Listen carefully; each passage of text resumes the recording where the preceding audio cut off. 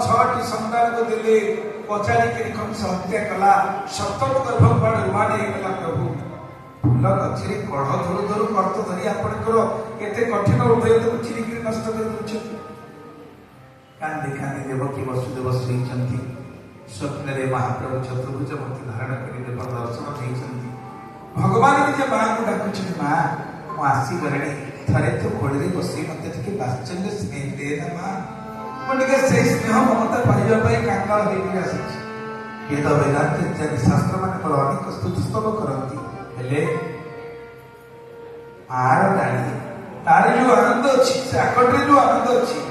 वेद वेदांत स्तुति रे से आनंद नहीं